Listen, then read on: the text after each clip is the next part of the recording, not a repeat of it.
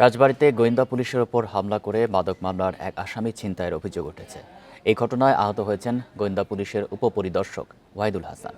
সকালে সদর উপজেলার রামকান্তপুর ইউনিয়নে এই ঘটনা ঘটে।